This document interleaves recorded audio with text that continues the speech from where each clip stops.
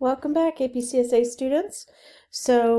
We went over the isFound method in class. In some of the classes we did test and getIndex, or we did getIndex, but not in all. We're just going to continue through the tester and do this next getIndex. I can run the program down here, and I can see that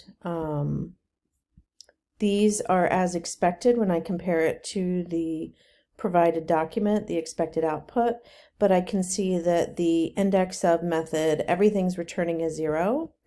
And so I can see here when I call getIndex, again, I'm going to be passing arrays, and I'm going to be passing a string literal. So for each one of these getIndex calls, I'm passing the name of an array and a string literal. So we're going to go over to the code, and we'll read the comment above the method to see if we can, deduce what we need to write, and also be matching it with that call we were just looking at.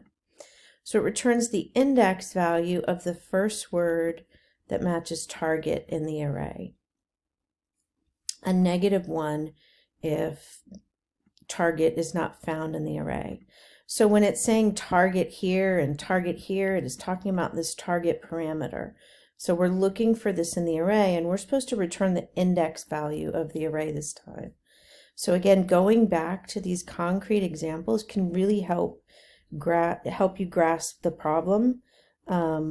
Knowing that the first argument that's being passed is the things array, and that it's trying to get the index of house. If we go up to the things array and we look at the array, the entire contents, we can see that house is at index 0. So actually, this value might be correct because house is at index 0. For this second example, when it calls getIndex the second time, you can see getIndex there, and it passes animals array and looks for house, we can see in the animals array here that there is no house. And so for that, we would expect this other case, so a -1 if it's not found. So again, looking at those concrete examples can help you just get a better idea of how to use these parameters. So remember, when I'm in this getIndex method, all I have is what I see right here. And if there's any class variables, they would be up here before all the methods, but there aren't any, so they would be right here. So all I have to work with are these parameters that are passed and any variables that I make. So I'm actually, no, I won't copy it because I have a lot of comments. So for here, we want to return the index. So again, as in a lot of cases, we want to start with, that basic for loop for traversing an array, and our for loop sets up the index values to traverse the array nicely, and I know I'm going to be getting this thing out. So now I'm back to, what am I trying to do? I'm trying to find this word. So just like before, I'm trying to find the word. So I can, if I want, I can put it into some variable that I name. I'll call it L this time. And if L dot equals target, I want to do something. I want to return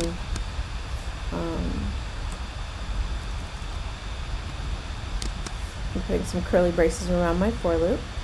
I want to return the index value. Okay, so last time I returned true or false when this was true, or true when this was true.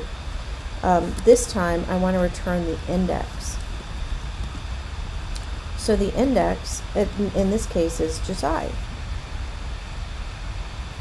If I get through the whole loop, so again, this is found. If I get through the whole loop and I haven't found it, then I reach here, and then I'm not found. I couldn't find this thing in the array. But in this example, we turn -1 if it is not found. So here I'm going to return a -1. Oh, I am. I hit compile on this. Remember, sometimes you have to manually compile that string array methods program. I'm going to clear my output action. I'm going to run it. And now I have these index values here. And if I can figure out if those are the correct answers myself, but I can also compare them to here, where I see the index values are 0, -1, 4, 3. And so we have 0, -1, 4, 3.